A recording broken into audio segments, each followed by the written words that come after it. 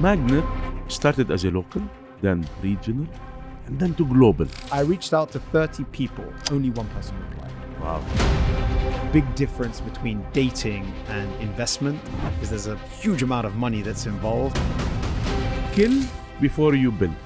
You have to hustle. I wasn't getting paid. If you work hard, you have my full address book. This is crazy. You are usually narcissistic. I know. The weirdest thing that you have encountered with a startup.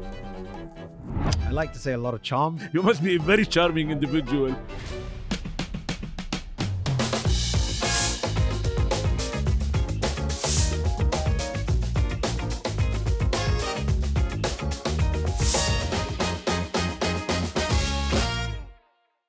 My guest is like a magnet to founders.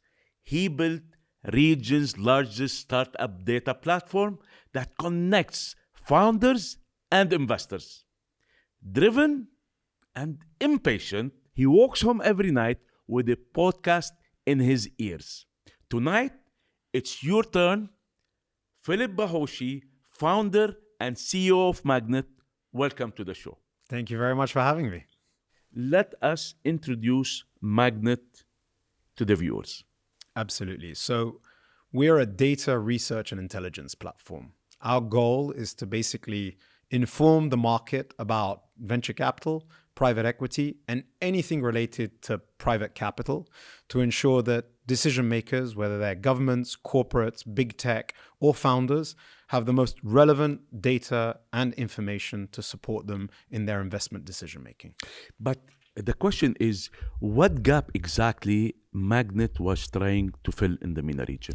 Well, I mean, there's a long story. So when MAGNiTT started, it was a Tinder for startups to connect entrepreneurs and investors. I like this adjective, by the way. So that was the original idea. What it is now is that when you look at private companies, those are the ones that are not public, it is very difficult to get accurate information on those companies. And the gap that we're filling is accurate data on companies for decision makers. And this is a huge industry globally. Everyone talks about public markets, your Bloombergs, Thomson Reuters, but when it comes to private markets and private capital, it's an area that is completely opaque, especially in the Middle East and emerging markets. And that's the problem that we're specifically trying to solve for. Can you tell us how you founded MAGNiTT during your MBA? So it came out of the MBA as an idea. So I went to INSEAD in 2013. Okay. And again, development of technology was very different then to what it is now. And I did a class that was called the entrepreneurship class. And there was a startup boot camp on a weekend. So we arrived on a Friday and you had to team up with 3 or 4 other people. Okay. You came up with an idea and by Sunday you were pitching to investors. And during the weekend, the professor educated you on market sizing, how to build a team structure, what's the right market size. And one of the exercises that they asked us to do was using the internal connection platform of INSEAD to reach out to alumni to get information or help or access to potential investment decision making. And I reached out to 30 people from the network and only one person replied. And I realized that there was a problem because when you reach out to people, they don't know who you are. How do you flip it on its head so that people reach out to you? And so the version 1 of MAGNiTT was basically, at the time, Tinder was becoming extremely popular. And how do you gamify the connection between either founders or investors for ideas? And that was version 1 of MAGNiTT, hence MAGNiTT connecting the entrepreneur and the investor together. The reality is that as any entrepreneur and founder, I pivoted, I think, 7 times in 8 years, changing direction and the business that we built. And that the gap wasn't necessarily connecting people. A big difference between dating and investment is there's a huge amount of money that's involved and people do a lot of real due diligence on companies. And so here the opportunity was in the data. And I still remember I was part of a co-working space here in the UAE and someone that was sitting next to me was a lady called MAGNiTT, which at the time had built this app called Aventus. And I was struggling to get traction with this connection idea. And she said, well, why don't you create a piece of research? Okay. And I said, about what? She goes, Philip, you have 3,000 companies on your platform. There must be some trends, analysis, information that can come out of this information on the database that you can put out. So back, I think it was the first time was 2016, we created the first state of funding infographic. It was 1 page, which I did myself on Canva, and we published it. And all of a sudden we started getting interest from media saying, what are these stats that you're producing? The next one that we published was on investments. So how much funding was coming in the region. And 6-7 years later, we're now the reference for anything related to startup, data, venture capital investment, now private equity and private credit for research and intelligence in the private capital space. So we can say that this step created the trigger. Correct. Okay. And let's share with the viewers more about, like any other business, we go through setbacks, we go through hardships. Can you share with us your experience, what setbacks you went through, and how did you overcome it? Yeah, I mean, at the beginning, it was trying to work out that what they call product market fix. I mean, I get asked a lot for feedback on how to build a business. And sometimes you really need to identify, and I now have it in my wall. Anytime anyone comes to me in the office, what problem are you solving? If you can't identify the problem, then it's all good creating solutions, but they're not necessarily solutions to a problem. And at the beginning, I didn't know that. And I was trying to do lots of things with MAGNiTT, but trying to identify the problem is the first question that you asked me and the most important question to ask. The second thing is, at the time, people didn't really think about how to make money. All the apps, if you go back to 2015, were scale, network, community platforms, and they thought that the bigger the company, the more you could make on advertising. And MAGNiTT was a very niche product in entrepreneurship. So the second learning lesson is aim big. I've really learned now the importance of disrupting huge industries, not smaller industries and niche industries. And so without making revenue, there was a couple of years where it was really difficult. At one point, I always joke that I had 11 interns sitting in my flat working on MAGNiTT, none of whom were paid at the time because we were still trying to build just the concepts. How did you convince them? I like to say a lot of charm, but the reality was the you must be very charming. I mean, it was based on the idea that we were actually getting traction on the visibility of the research and that they were building something that was actually creating transparency. Were they promised any shares? No, they were nothing. They were interns. Everyone was interns. So it was just literally, I gave them a very good exchange, or an exchange, which I thought was, if you work hard, you have my full address book that I will be happy to introduce you to if you're looking for a job. But all I ask for is 3 months of hard work in exchange for me connecting you with people from the ecosystem. And that's, by the way, it's a brilliant idea and it reflects a great negotiator, I see. No, really. That's up to them making people work for free. This is crazy, no? Yeah, but you have to hustle. Okay. And I wasn't getting paid. I mean, I was the one putting in the capital into the company. So at the time, it was like I had to do whatever I needed to do to try and get traction. And so how your personal finances played a role in creating or growing MAGNiTT? Yeah, well, I mean, look, I worked 3 years in consulting. I did 3 years in banking, and I had done my MBA at INSEAD, and I worked in the family business for 2 years. And I took a risk at 30 or 29 years old to jump into this. And I knew that this would be difficult. I invested my own personal capital for the first year and 2. I didn't take a salary for 3 years. And so there were times where I was not going out. I was at home. I wasn't socializing. I wasn't looking to spend on anything. Our office was basically in my flat while we had a license somewhere else. And I was able to afford it. I think one of the challenges that often I give to people is if you are not financially able to take the risks. Because what happens? You reach a point where you take a business decision based on your financial capacity. True. And so I was able, and I had the luxury of being able to take a bigger risk maybe than others. But it didn't mean that I wasn't struggling. I mean, for a long time, I just wasn't going out because I just kept on hustling to get through to this. So you started first, let's say, with your personal savings. Correct. Did you reach or try to raise some money Yes. from family and friends? No. So I went straight to an investment round in 2018. Okay. And it links back to the story that I was telling you about the research. Okay. The second the research started getting created, then the visibility and the importance, and I'm very dear to this, and this is real advice to anyone, storytelling is extremely powerful in this part of the world, especially as a founder. And being able to tell a story around the data of the startup place was what basically people bought into. And I raised a round back in 2018 for $900,000. Why do you think, sorry to interrupt you, why do you think it's very important in this part of the world? Anywhere, but here in this part of the world, we have stories to share, not only locally, but globally. Okay. We have to be able to promote the stories from the region to a global audience. And sometimes I find that founders really get into the details of their companies and they forget that in the media world, where people are looking at Instagram and TikTok and YouTube and etc., it's the stories that people buy into. And when you are pitching to investors, we've done a lot of research on who are the most successful founders. And an interesting trait is that many of them come from consulting. And the reason you've had Mudassar on the platform, exactly, coming from McKinsey. Of course. When you're in the consulting world, you are presenting and storytelling strategy to business people. And when you are doing a pitch to an investor, what is the product market fit? What is the problem that you're trying to solve for? How big is the market?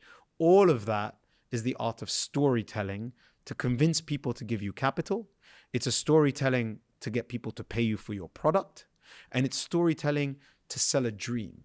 And actually, when you're building marketing, a lot of people talk about paid advertising. A lot of people obsess about using social media. Actually, the most powerful tool is storytelling. Do people relate to the founder? And the founder can often be the biggest storyteller for any brand. And is the marketing of the product selling insights or information that can be extremely powerful to buy customers? Sure. And so some companies don't realize, as I was told in the co-working space, when you have a lot of SKUs, when you have a lot of consumer behaviors, there are storytelling that can be done around the subject or the business that you're building that can attract new customers.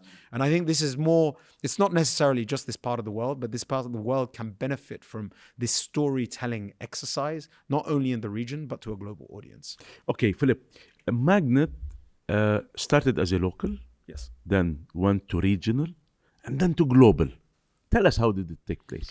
From a data perspective, to actually put it, we cover Africa, the Middle East, and Southeast Asia. Okay. Our goal was to compete with the global players by representing underserviced data to a global audience. But now our clients are global because we've been fortunate in the current last 3-4 years, a growing interest has been in emerging markets, specifically here in the GCC, with many of the political kind of allegiances that are happening with the US, True. China, True. Russia, Africa, the Middle East. The GCC has become a magnet to the global economic It's becoming environment. the epicenter now. Absolutely. Yeah. I always say, if you take a map, a rectangular map, and you put it on a wall and you throw a dart, you land exactly in the middle of the GCC. That's true.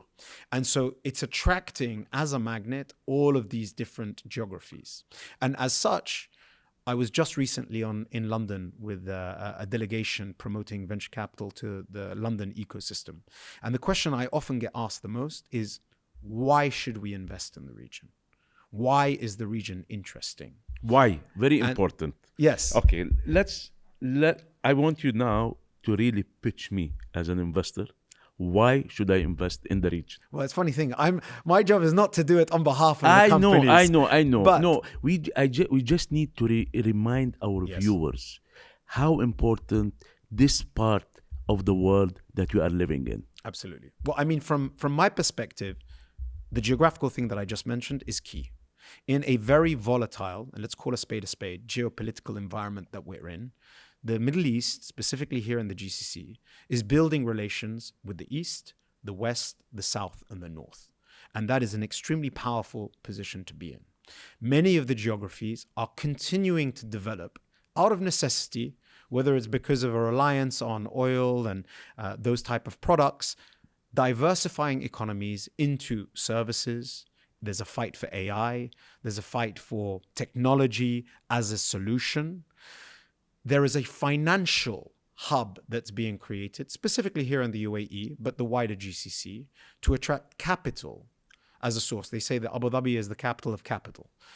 That is creating a network effect of attracting more and more people, capital, businesses to the startups. region. And startups. And all of them need to be serviced by other Yes. entities, including startups. But when you break it down, you have a large population in Saudi Arabia. You have a very developed market here in the UAE. And growing population. And a growing population and a young population with money that is digitalized. So when you talk about just technology, there are companies in the finance space, I'm not going to go into specific names, that have become unicorn companies only operating in the UAE and Saudi Arabia. Because the digital penetration and the purchasing powers of individuals in those countries means it can compete with global geographies. Now, the Middle East is not the US, it's not China, it's not India in terms of market size and opportunity. But right now, what I'm extremely passionate about is when you bring together Southeast Asia, the Middle East, Africa, Eastern Europe, you create a new synergy of new markets. And it's not just me, it's many founders where before I used to remember. So is it more difficult to attract the VC funding in these areas, the new areas that you're talking about? Correct. I think it's harder here to a Why? certain extent. The number one challenge that we have here in the region is that we have yet to see the flywheel of exits happen. Okay. So when you look at, and sometimes we forget, venture capital as an asset class in the US started in the 1940s and 50s, based out of Silicon Valley, the hard product. True. European venture capital started in the 70s and 80s. These are generational changes. Here in the Middle East, if you go back to the first investments that were done in venture capital, they happened in around 2012, 2013. Southeast Asia, it's about 17 years. Africa, 8 years. A typical company that looks to exit historically takes about 7 to 8 years to exit. And what's an exit? An acquisition, an IPO, those type of exits that give money back to the investors.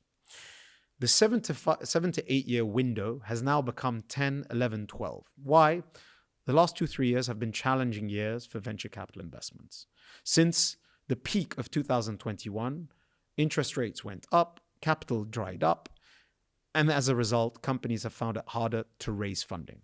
But the challenge, going back to your question of the region, is the risk appetite needs to come back. And the best way for risk appetite to come back is that we start seeing the ROI of investment. True. Companies. Kareem is a great success story. Of course. You speak to Mudassar.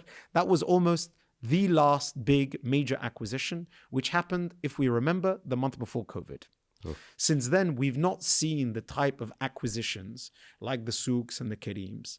Having said that, there are, I believe, 14 unicorns in the region currently that are waiting to materialize that exit and flywheel of investment activity. Once that happens, you see more regional government focus. You see more interested investors in the region. You see international companies coming and potentially acquiring for regional expansion. But I always say patience is a virtue, and these things take time. 10 years is a very short time. In fact, if you look at Saudi Arabia, they've only been investing for 6-7 years. True. So it takes time for these ecosystems and these markets and the flywheel to kick in, which is why there's a lot of positive sentiment really heading into the next 2 to 3 years. Okay, Philip, just to go out a little bit from the subject, what was the weirdest, let's say, thing that you have encountered with a startup? Can you share with us? With my startup or No, another startup? with another startup. Oof, that's a great question. It's not something that I necessarily, Yeah, I'm drawing a blank on this one. Let me think about that and come back to you.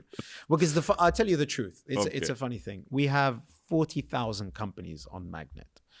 At my point, I look at the macro trends. So I very rarely dig into each of the individual companies. Okay. I look and I advise the government on what's happening at a macro level. And for me, that's what's very important. It's the storytell, the wider ecosystem. So for me, it's sometimes difficult to know exactly each company's journey. Okay. Philip, who is Philip, the person, not the entrepreneur? He is someone Who's single? Who's currently single. Currently single, okay.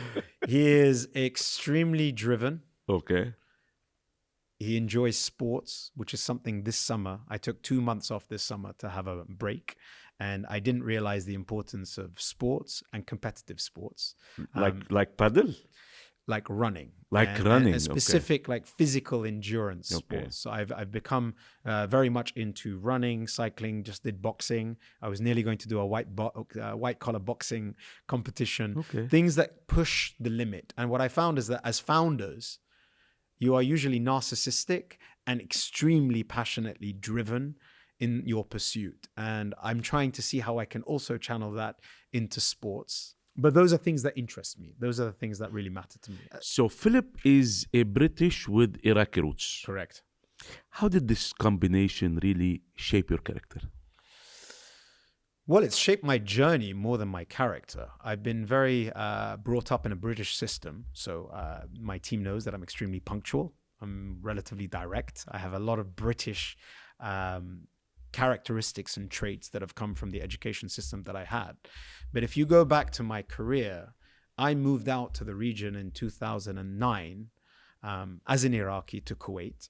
And what I realized very quickly was by having a Middle Eastern background and the education, and really thanks to my parents, of understanding the Middle East in the UK, I had a natural affinity and an understanding of the culture of the region. And so I would go on projects and be the person to build the relationship with the clients while we were doing consulting projects. And at that point, I moved to Dubai in January 2009 as a result of the fact that they could see this value of being the bridge of many of my teams being Swiss or Italian or American, needing somebody. And as we can see, I'm not speaking Arabic as much as I would love to have improved my Arabic, but being able to understand the culture.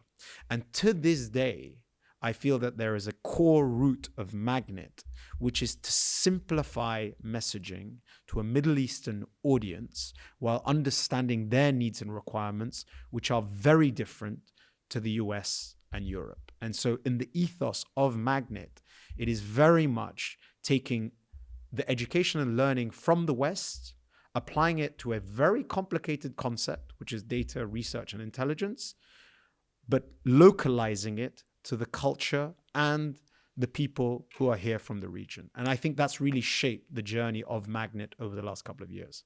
Philip, what's your biggest fear? Failure is the first thing that comes to mind.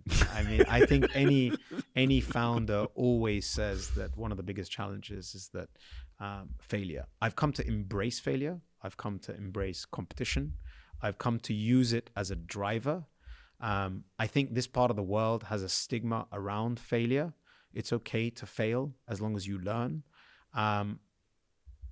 But I think that it's natural that that is one of the biggest challenges that all founders tend to have when they're starting to build a company. And how do you turn it into fuel? Well, it drives you. I mean, obviously, the sense of failure is something that you want to succeed. It can be extremely exhausting. I think you need to recognize, I've been doing MAGNiTT for 10 years. So thankfully now I like to say that we're not a startup, we're a company, we're developing a global brand. And so we've really gone from what is the early days into the later days. And you have to have a sense of calm. You have to have a sense of belief in your team. I've shared publicly that I took 2 months off this summer because I wanted to have a break and recharge the engine. And I think that was extremely important. I was only capable of doing that because you trust the people around you that actually allow you to be able to achieve that. But to create it, that the failure fear is a driver to success as long as you channel it positively. It's always. Okay, during your journey, you rubbed shoulders with a lot of startups. Yeah.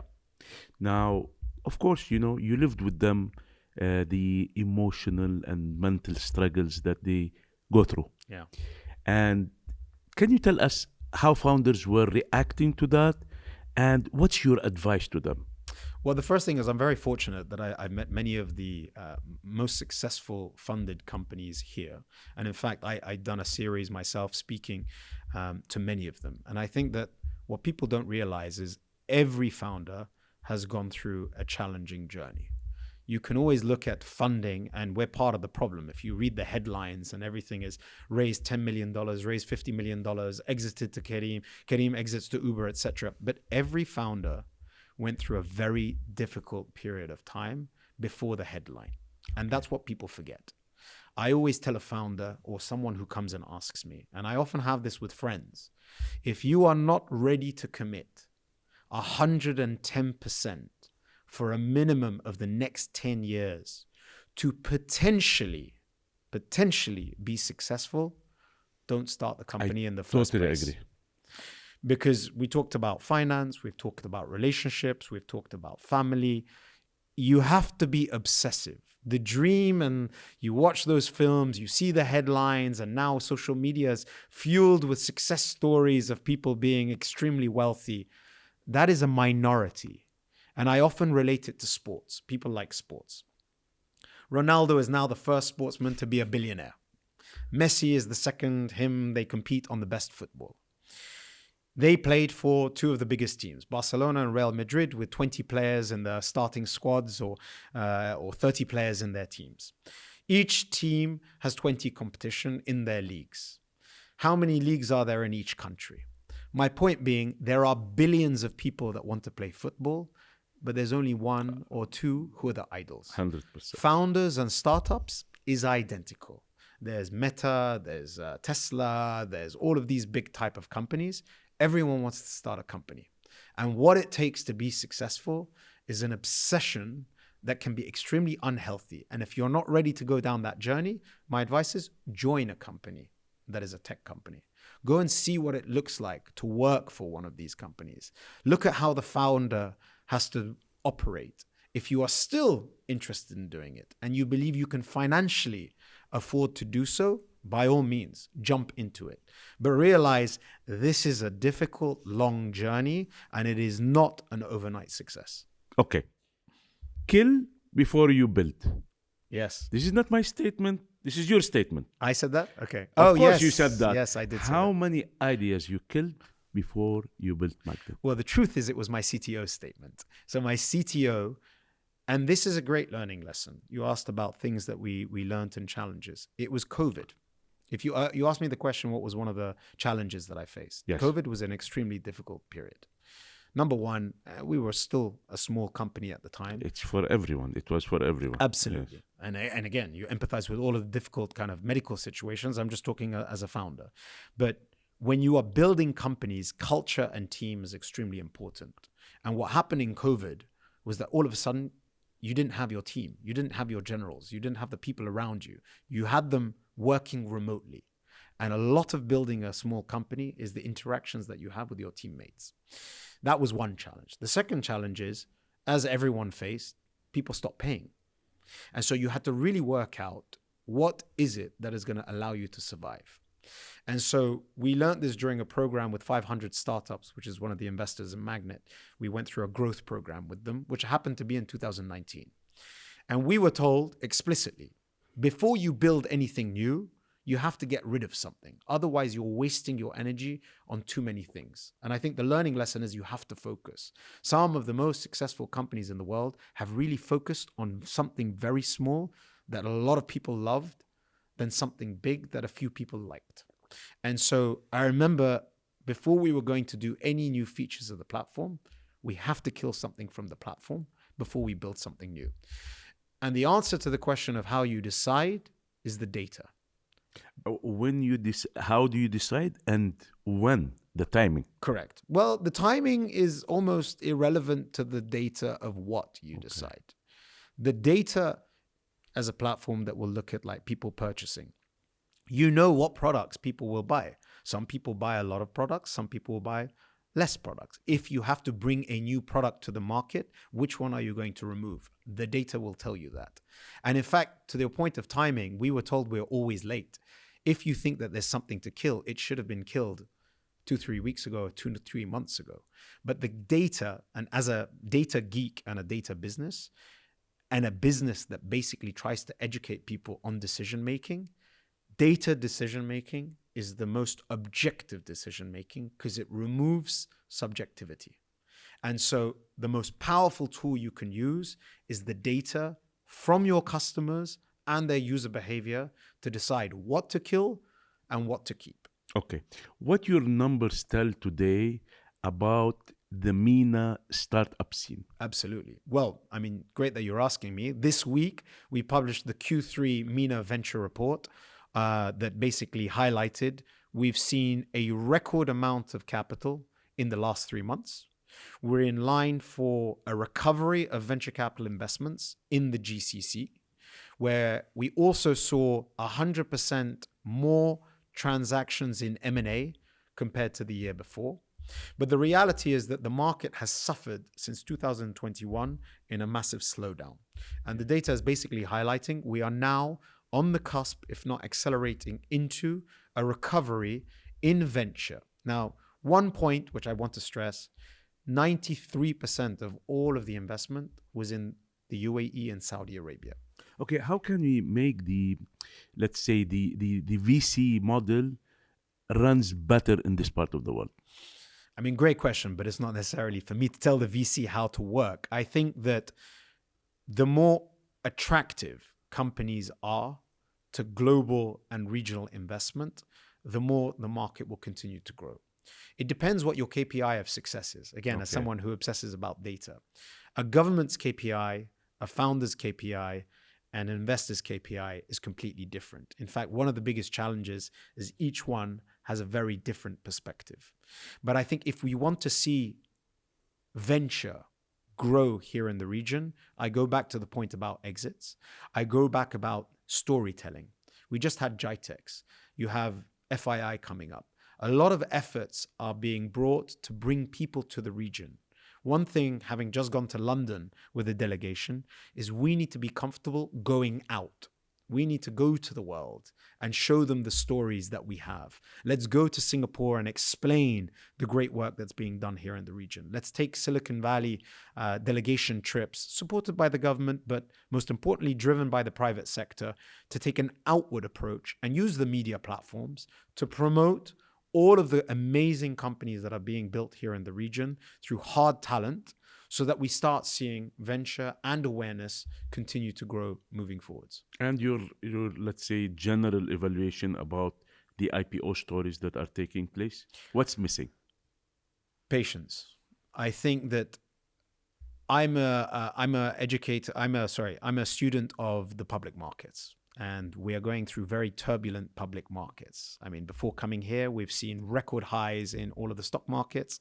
We've seen gold at record high. We've seen interest rates are coming down. But you're not seeing many IPOs in the US. If the US, Eli Habib, who's a very good friend of mine, who's the founder of Raqmi, told me that the Middle East has a secret weapon. That you can predict the future here by looking at whatever happens in the US, waiting 6 months, and it's more than likely to happen here in the region. In the US, you started to see, at the end of last year, a pickup of venture capital investment. Now we are seeing, as we just mentioned, the pickup in venture capital investment.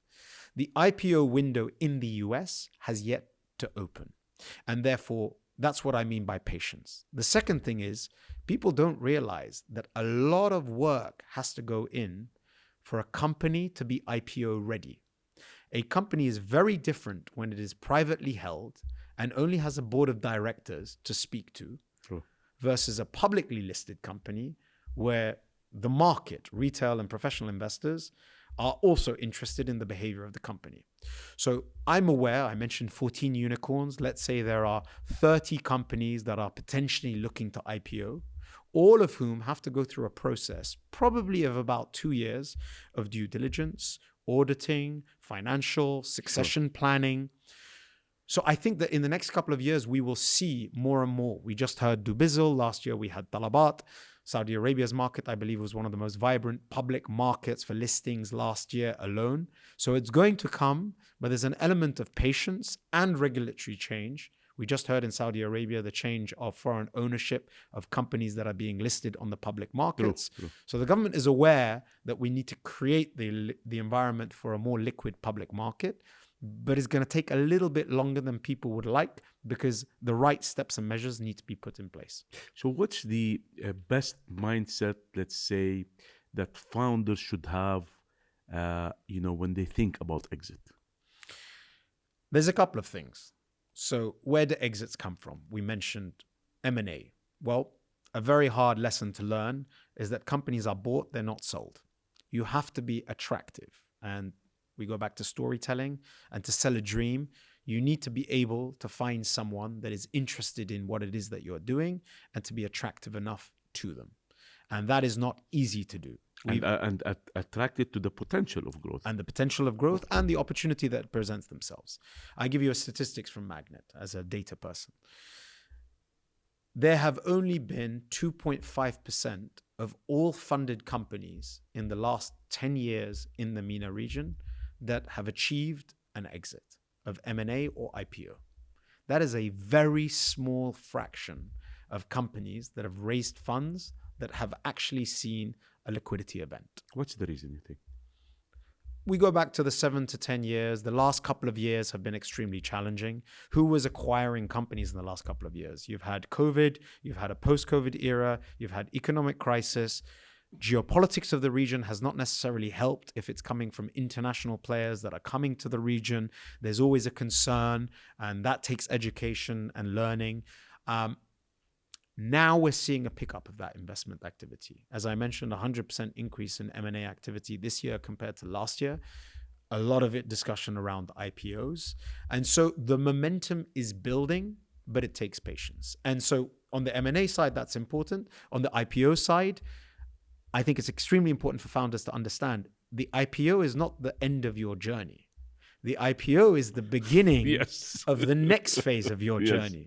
For all of those companies that think, khalas, you've now IPO'd and it's the end of the story, I'm going to pack up and buy my yacht and go on holiday. No. All you've done is taken capital from the public markets into your company, and you have a whole new challenge about how to build the company moving forward. So it goes back to that point, 110% obsession for 10 years to potentially be successful in what it is that you would like to do as a company. Okay. We have covered a lot, or spoke a lot about the VC. We spoke a lot about the IPO. Yep. Can you shed some light on the private equity movement in the MENA region nowadays?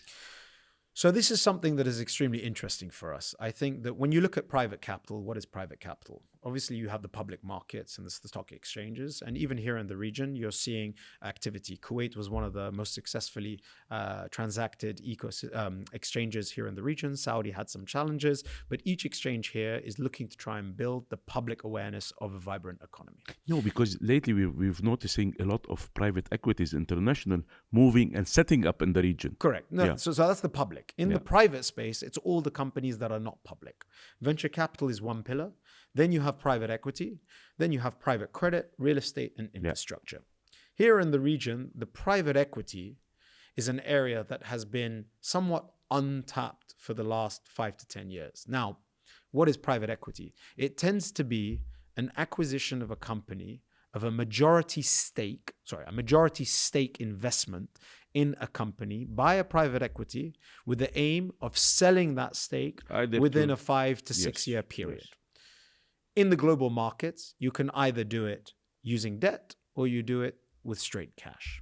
Here in the region, leverage buyouts are very far and few between. We just published our H1 private equity report. In the last 5 years, there have been 3 buyout transactions here in the region. Buyouts are extremely expensive. And so in the current market where interest rates were at around 5%, the cost of capital being used for this has been very few and far between. What has been growing is something called growth capital, taking minority stakes by private equity companies into regional companies.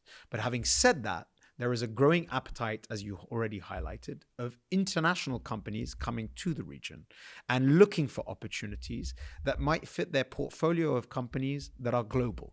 So one way of de-risking international investors is by, if they already acquire companies in Africa, Southeast Asia, Europe, or the US, can you find a similar company here in the region to potentially invest in and then bring a merger and acquisition?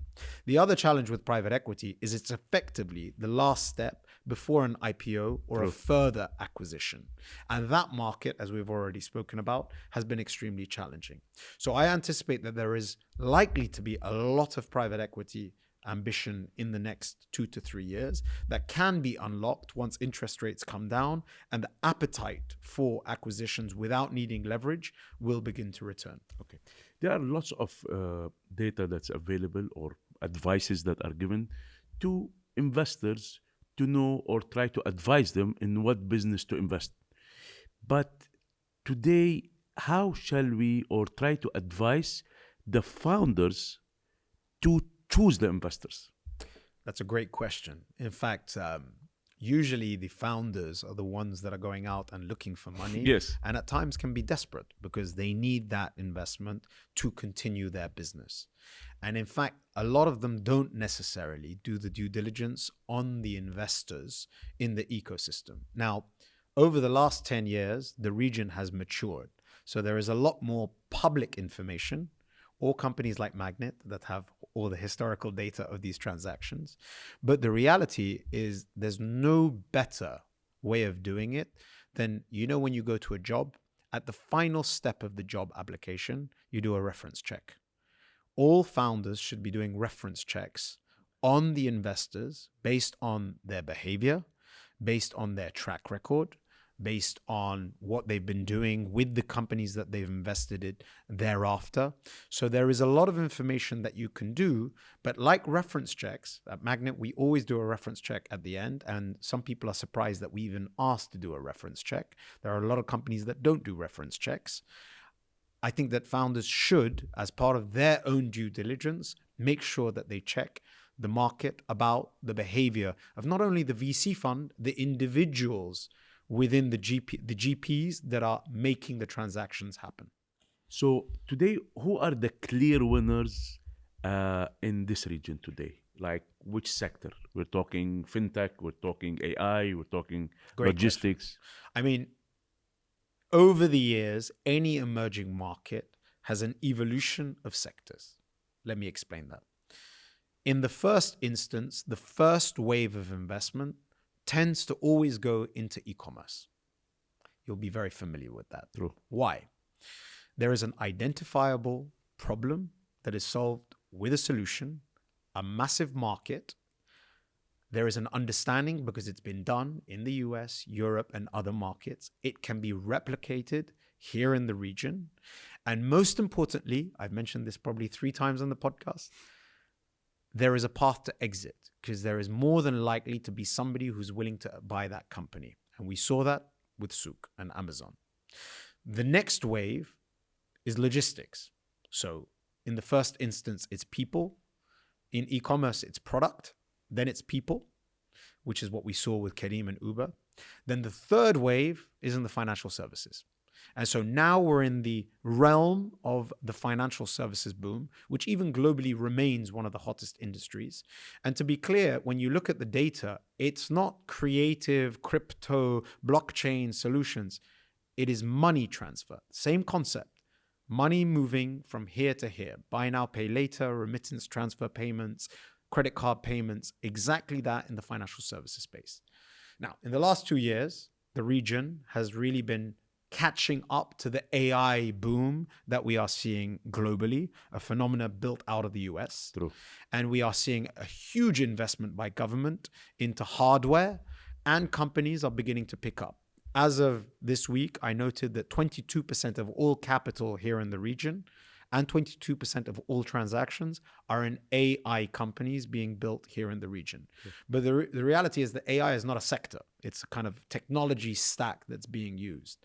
What I expect is that the next evolution will start going into deep tech, which will require much more research and development and areas of government support to be able to really bring that forwards. And that's always the natural evolution of emerging ecosystems versus developed ecosystems. So what are the mega deals that you see are coming in 2026?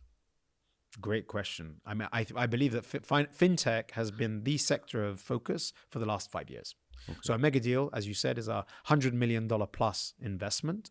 I think that we will continue to see the biggest fintech companies in the region, if not list, continue to raise funds in the region for those type of institutions.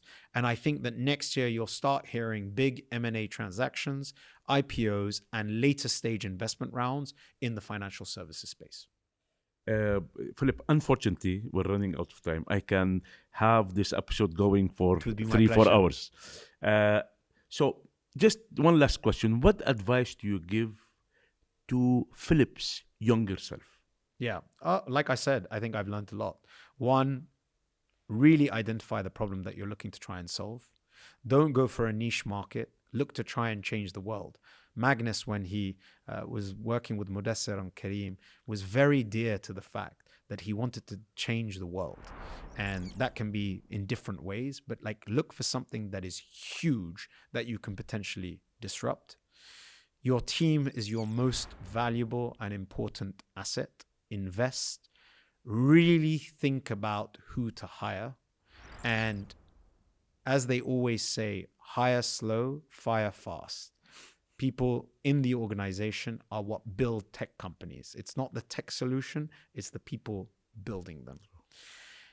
And I would also say on a human level that obsession can be extremely exhausting and that you need balance in life. And it is important to balance your personal life with your professional life. Yeah. Otherwise, it can get extremely tiring and you need to find purpose outside of work to be able to be successful. Philip, thank you so much for sharing your journey and insights with us today.